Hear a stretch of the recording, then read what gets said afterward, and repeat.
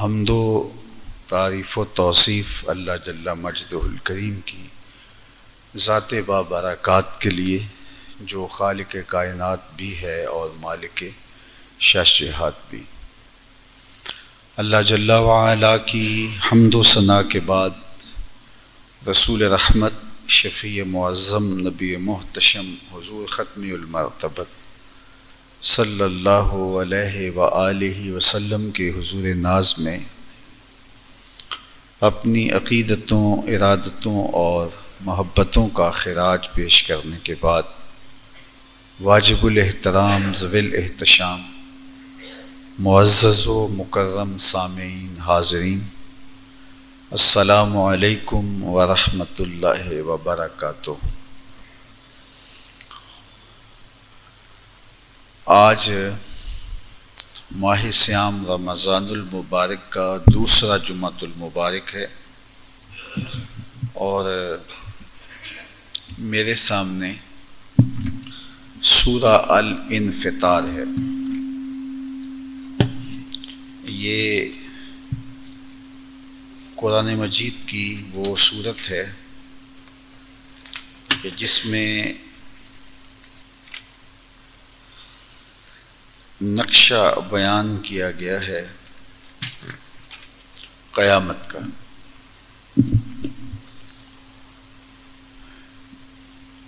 قیامت برحق ہے اور ایک ایسا دن جس میں تمام امور کا پورا حساب ہوگا۔ دنیا کی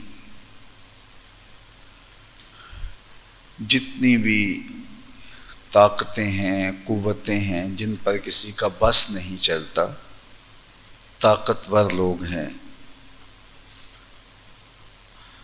اثر انداز ہونے والے لوگ ہیں، دولت کے بل بوتے پر، اثر و رسوخ کے بل بوتے پر، طاقت، قوت اور توانائی کے بل بوتے پر جو لوگوں کے حق غصب کرتے ہیں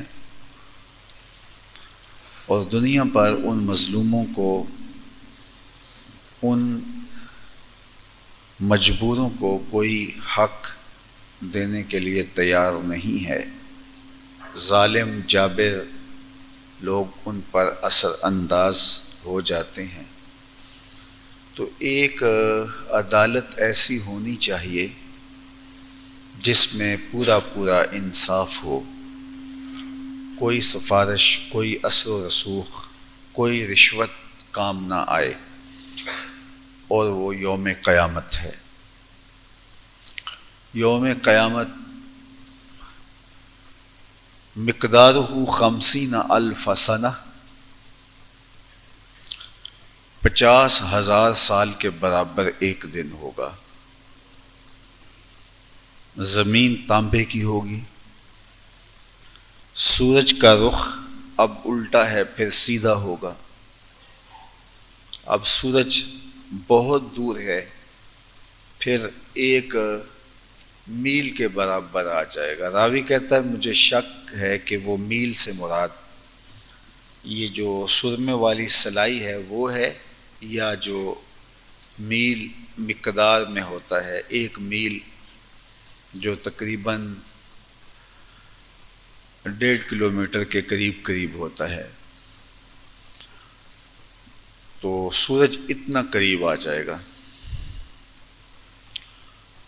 اور وہ سخت دن آنے والا ہے، اس میں مجھے بھی اور آپ کو بھی اپنے اعمال کا حساب دینا پڑے گا۔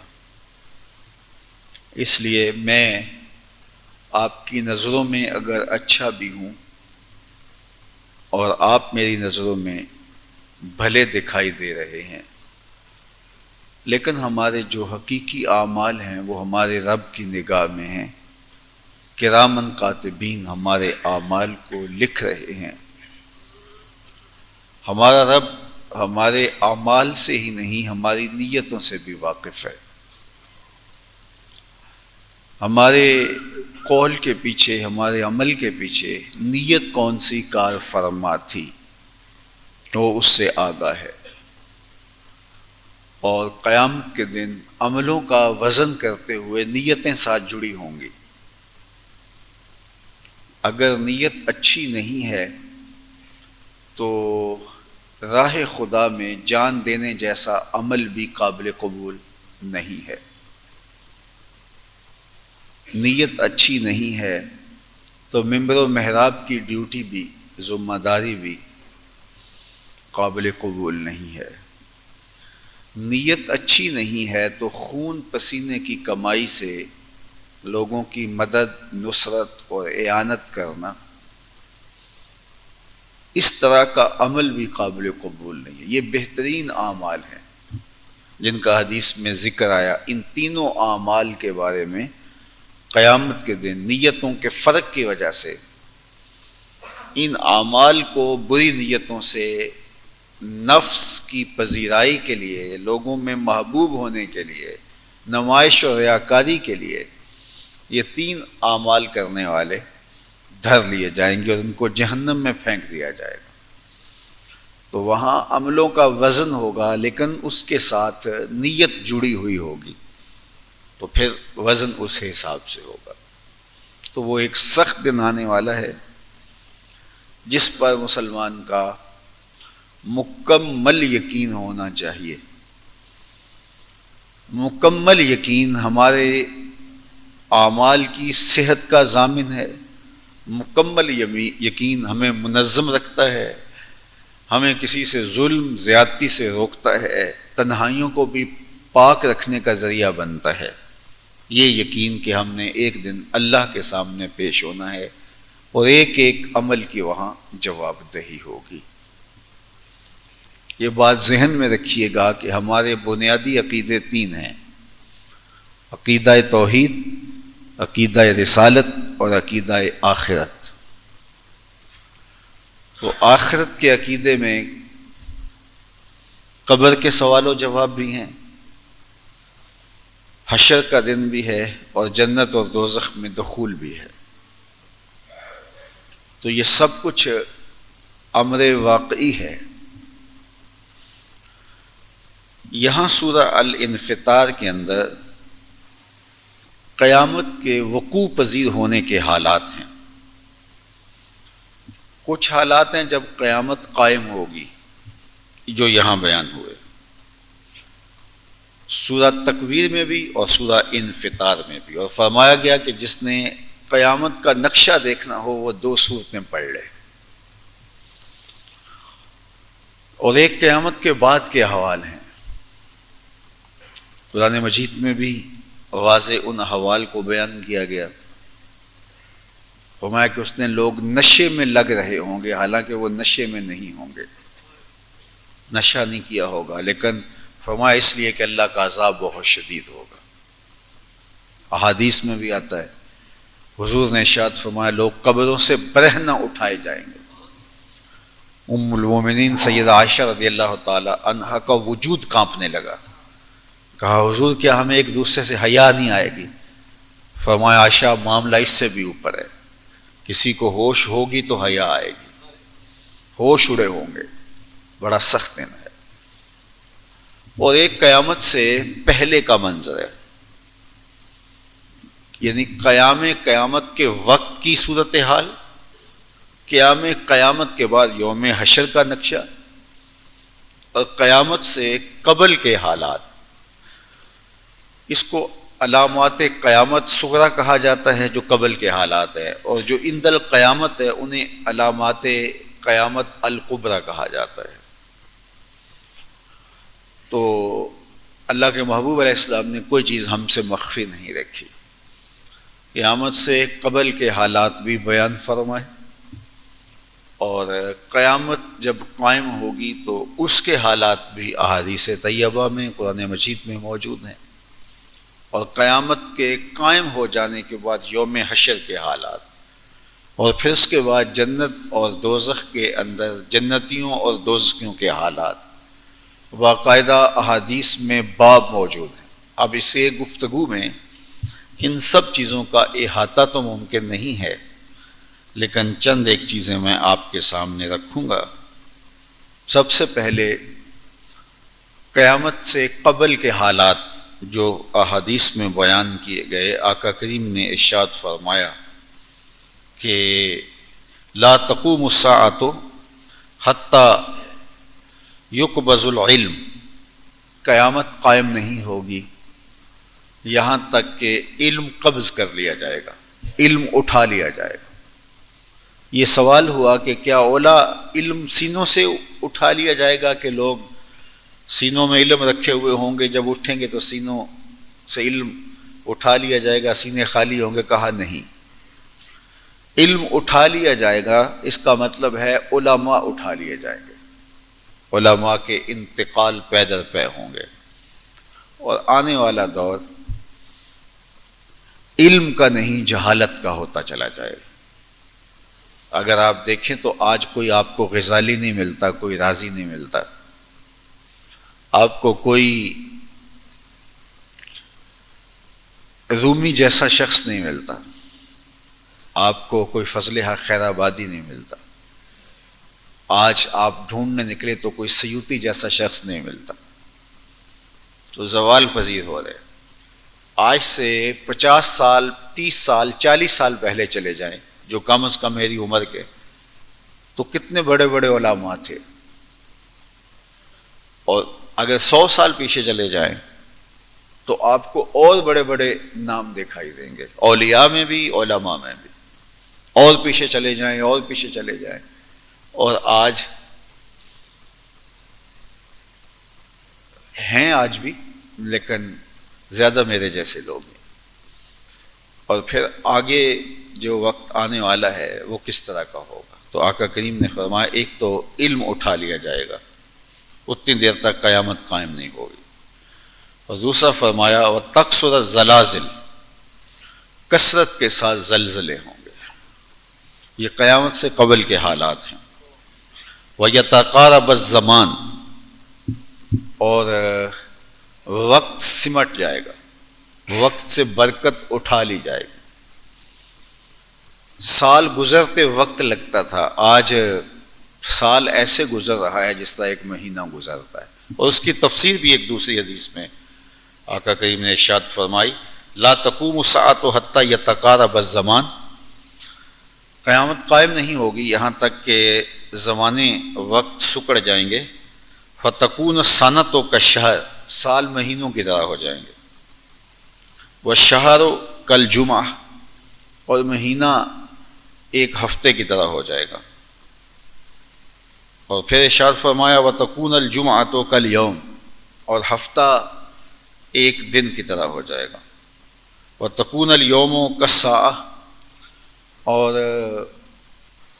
جو دن ہوگا وہ لمحوں کی طرح ہو جائے گا، گھنٹوں کی طرح آ جائے گا، والساعۃ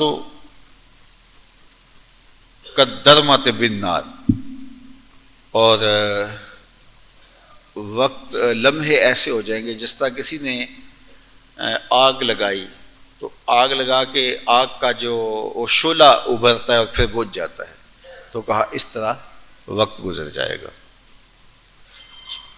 مجھے اچھی طرح یاد ہے کہ جب ہم میٹرک کے زمانے میں تھے، ہم اسکول پڑھتے تھے، اور یہ بہت پرانا زمانہ نہیں ہے، تو اس بات کو 33 سال گزر گئے ہیں، تو صرف 33 سال پیچھے چلے جائیں تو گرمیوں کی چھٹیاں کافی دیر سے گزرتی تھیں، اور دوپہر کافی دیر سے ہم کاٹتے تھے، دوپہر بڑی لمبی دکھائی دیتی تھی، اور آج آپ دیکھ لیجئے گا، حتیٰ کہ گرمیوں کے روزے بڑے لمبے دکھائی دیتے تھے، وقت ہی نہیں کٹتا تھا، اور آج روزے بھی ہیں تو ادھر سے ہم روزہ رکھتے ہیں اور ادھر سے افطار کا وقت آ چکا ہوتا ہے۔ تو فرمایا کہ اتنی دیر تک قیامت قائم نہیں ہوگی جب تک علماء نہیں اٹھا لیے جائیں گے، علم قبض نہیں کر لیا جائے گا، اور پھر فرمایا کہ زمانے سکڑ جائیں گے، وقت سکڑ جائے گا، وَتَظْهَرَ الْفِتَنُ، اور طرح طرح کے فتنے ظہور پذیر ہوں گے۔ اور حضرت علی المرتضیٰ رضی اللہ تعالی عنہ سے مروی ایک روایت میں ہے کہ آسمان سے بارش کی طرح فتنے اتریں گے، تو حضرت علی المرتضیٰ نے عرض کی یا رسول اللہ بچنے کی کوئی صورت؟ تو فرمایا اللہ کی کتاب قرآن مجید۔ اور ایک حدیث میں حضور سے پوچھا گیا بچنے کی صورت، تو آقا کریم نے فرمایا کہ گھر کی نیچے والی چٹائی کی طرح ہو جانا۔ ایک تو قالین اوپر بچھاتے ہیں جس کو آپ دھوپ بھی لگاتے ہیں اور باہر بھی نکالتے ہیں، روز اس کو اٹھاتے ہیں، اور ایک نیچے قالین پڑا ہوتا ہے جو زمین کے ساتھ جڑا ہوا ہوتا ہے، اس کو آپ جب ڈالتے ہیں تو اس کے ساتھ وہ آج کل وہ کوئی سریش وغیرہ لگا کے اس کو پکا ہی لگا دیتے ہیں، تو جب نکالتے ہیں تو پھر اس کو پھینک دیتے ہیں، تو یا کم از کم 2 سال 3 سال بعد اس کو نکالتے ہیں تو وہی اس کو صاف کرتے ہیں۔ تو اس کے بارے میں فرمایا کہ جو نیچے والی چٹائی ہے گھر کے اندر بچھنے والی، جو نیچے بچتی ہے اس کی طرح ہو جانا، یعنی اپنے گھر کو لازم پکڑنا، تو تم فتنوں سے بچ پاؤ گے۔ اللہ اکبر۔ پھر ارشاد فرمایا کہ وَيَكْسُرَ الْحَرْجِ، اور حرج بہت سارا ہو جائے گا۔ پوچھا کہ حرج کیا ہے؟ قال القتل، فرمایا قتل و غارت۔ آپ کو بھی علم ہوگا جو کم از کم میری عمر کے ہیں کہ ہم جب چھوٹے تھے تو سرخ آندھی جب چلتی تھی تو لوگ کہتے تھے کہیں کوئی قتل ہوا ہے۔ جب کوئی آندھی آتی اور کوئی آسمان پر اس طرح کے آثار ہوتے تو لوگ کہتے کوئی قتل ہوا ہے۔ اور آج کیا پھر آندھیاں تو ہر وقت آئیں گی، قتل و غارت کا بازار گرم ہے، گلی گلی قتل ہو رہے ہیں۔ آج یہ خبر ایک معمولی خبر بن گئی ہے، کسی کے قتل کی خبر، جبکہ قتل کی خبر سن کے لوگ سکتے میں آ جایا کرتے تھے، لیکن پھر وقت ہوا کہ یہ معمول کی خبر بن گئی، اس کی وہ نیوز ویلیو ہی نہیں رہی۔ جب چیزیں کثرت سے ہو جائیں تو پھر ان کی وہ اہمیت ختم ہو جاتی ہے۔ جب یہ بم دھماکے شروع ہوئے تھے تو پہلے بم دھماکے پر ایک سراسیمگی کا عالم تھا، پھر آہستہ آہستہ آہستہ لوگ صبح جو ہے وہ ٹی وی کھولتے تھے تو 2-3 خبریں روز سنتے تھے، اخبار دیکھتے تھے 2-3 روز خبریں پڑھتے تھے، اور لوگوں کو توقع ہوتی تھی کہ آج 2-1 خبریں پڑھنے کو ملیں گی، تو قتل عام ہو جائے گا۔ تو آج بھی آپ دیکھ لیجئے شام میں جو کچھ ہو رہا ہے، جو کچھ دیگر بلاد اسلامیہ میں ہو رہا ہے، اپنے ملک کے اندر آپ دیکھ لیجئے، آپ رپورٹ لیجئے تھانوں سے کہ کہیں دن میں کتنے قتل ہوتے ہیں۔ ایک تھانے کی رپورٹ لے لیجئے کہ اس علاقے میں روزانہ کی بنیاد پہ قتل ہوتے ہیں بعض جگہوں پہ، تو قتل فرمایا عام ہو جائے گا، جبکہ یہ ماضی میں ایسا نہیں تھا۔ پھر ارشاد فرمایا کہ اتنی دیر تک قیامت نہیں آئے گی کہ اذا رأیت رعاة البہم یتطاولون فی البنیان فذاک من اشراطها، فرمایا تم دیکھو گے کہ جو جانور چرانے والے لوگ ہوں گے، چرواہے ہوں گے، وہ عمارتیں بنانے میں ایک دوسرے سے آگے بڑھنے کی کوشش میں لگ جائیں گے۔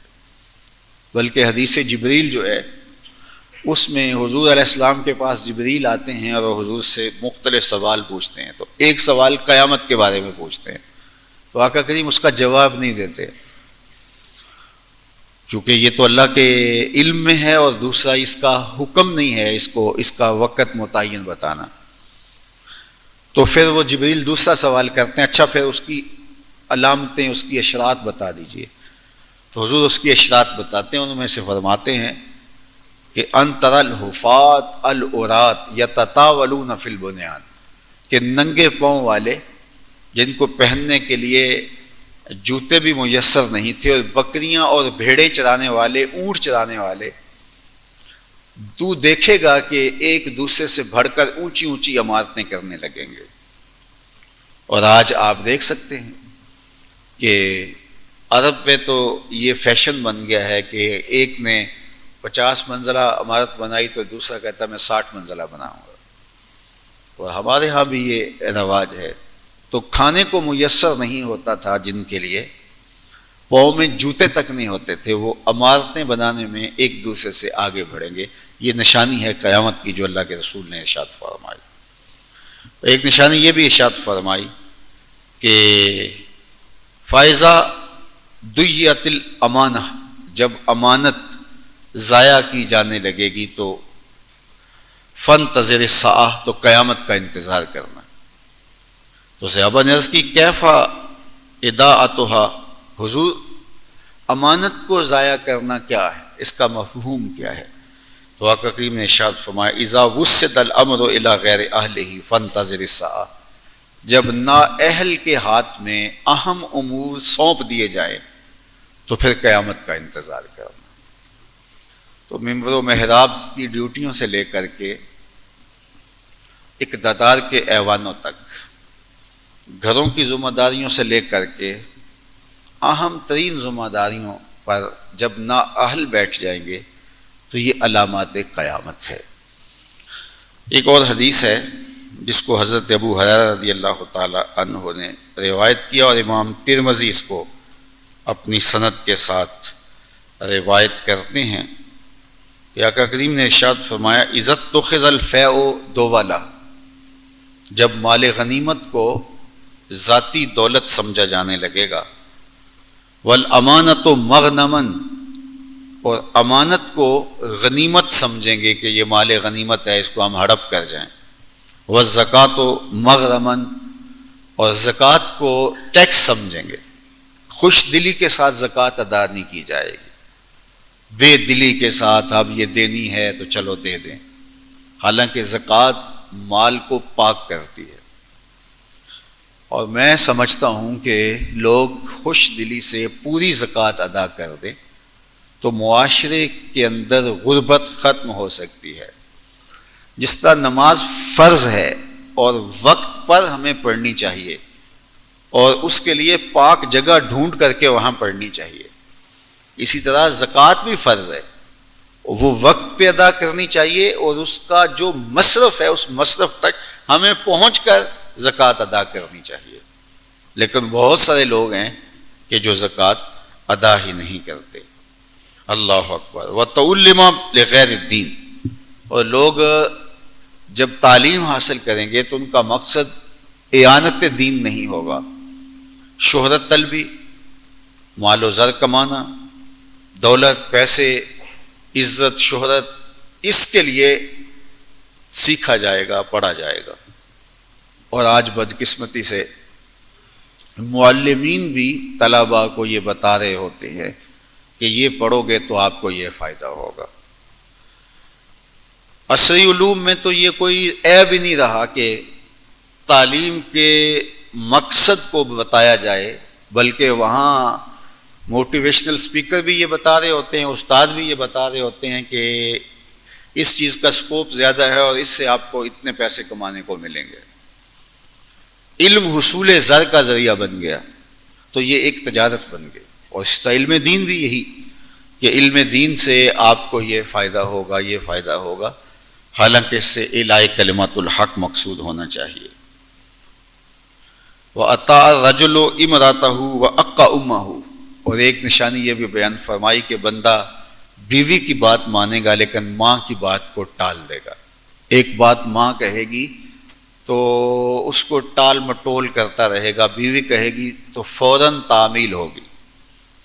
اور اسی طرح وَأَدْنَى صِدِيقَهُ وَأَقْصَى آبَاهُ، اور وہ دوست کی بات کو ترجیح دے گا اور باپ کی بات کو ترجیح نہیں دے گا۔ ایسے وقت میں جو نیند کا وقت ہے، دوست کی کال آئے گی تو اٹھ کے چلا جائے گا اس کے ساتھ، اور اگر باپ کہے گا تو وہ دوائی لینے کے لیے بھی جانے کو تیار نہیں ہوگا، اس کو سستی آڑے آ رہی ہوگی کیونکہ باپ کی وہ اہمیت نہیں رہے گی۔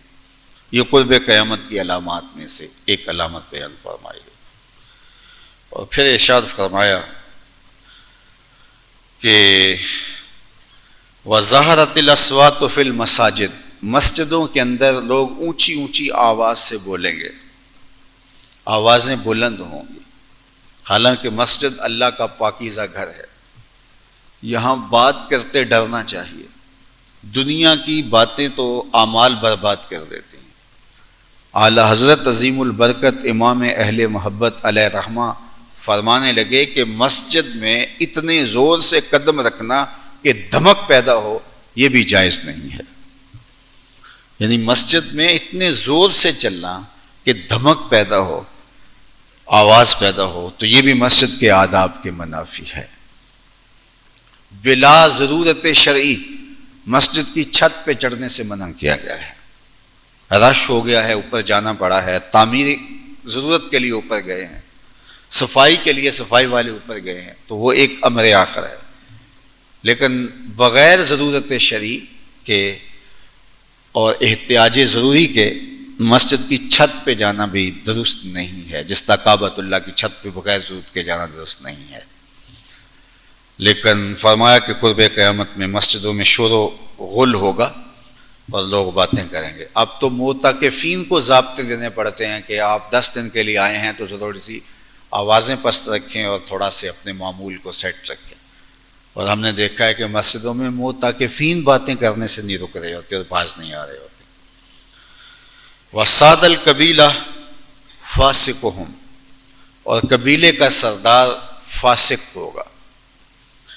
سرداری علم، لیاقت، صلاحیت کی بنیاد پر، دیانت کی بنیاد پر نہیں ملے گی، بلکہ چالاکی کی بنیاد پر، فسق و فجور کی بنیاد پر ملے گی۔ وَقَانَ زَعِيمُ الْقَوْمِ أَرْذَلَهُمْ، اور قوم کا سردار، سربراہ ذلیل ترین شخص ہوگا۔ جتنا بڑا ذلیل ہوگا اتنا بڑا منصب اس کو دیا جائے گا۔ وَأُكْرِمَ الرَّجُلُ مَخَافَةَ شَرِّهِ، لوگوں کی شر کے ڈر سے ان کی تعظیم کی جائے گی۔ اگر اس کی تکریم نہ کی، اس کی عزت نہ کی، تو یہ بڑا شریر آدمی ہے، اسے نقصان پہنچنے کا اندیشہ ہے، تو لوگ شریر لوگوں کی عزت کریں گے، ان کی تکریم کریں گے، ان کو سیلوٹ کریں گے تاکہ جو ہے ان کی شر سے بچ جائیں۔ وَظَهَرَتِ الْكَيْنَاتُ وَالْمَعَازِفُ وَشُرِبَتِ الْخُمُورُ، ناچنے گانے والی عورتیں عام ہو جائیں گے، بلکہ اب ناچنے والی اور گانے والی عورتوں کو ایوارڈ دیے جاتے ہیں۔ کبھی یہ بھی ہوا تھا،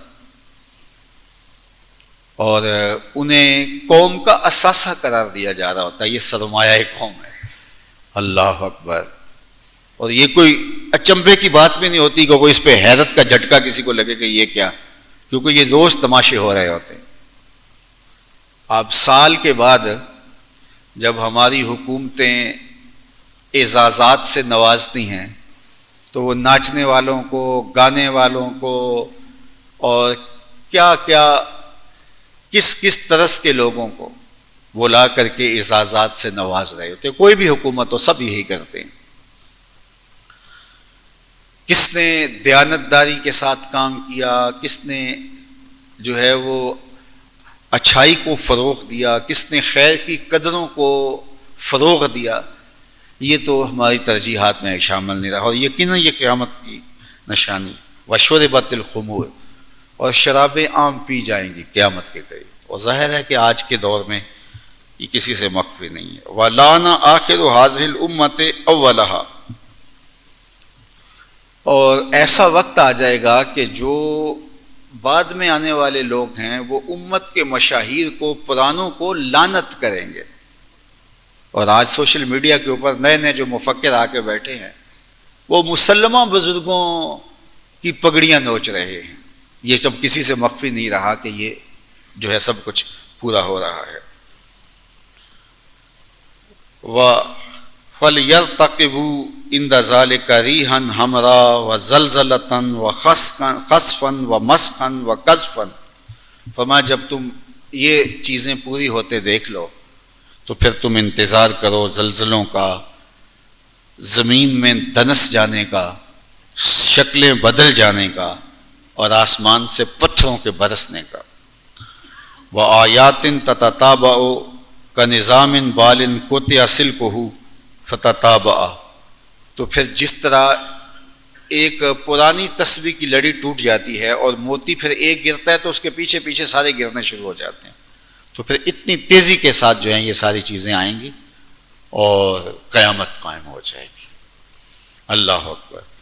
اور حضور نے یہ بھی ارشاد فرمایا، ایک حدیث پاک میں ہے کہ آقا کریم نے ارشاد فرمایا کہ والذی نفسی بیدہ، لا تذهب الدنيا حتى يمر الرجل على القبر فيتمزع عليه ويقول يا ليتني كنت مکان صاحب هذا القبر. فرمایا مجھے قسم ہے اس رب کی جس کے قبضے میں میری جان ہے، اتنی دیر تک قیامت نہیں آئے گی کہ جب تک یہ حالات نہیں ہوگے کہ ایک دیندار شخص قبرستان سے گزر رہا ہوگا تو وہ کسی قبر والے کو دیکھ کے کہے گا کاش کہ یہاں میں دفن ہوتا. زندگی بہت مشکل ہو جائے گی.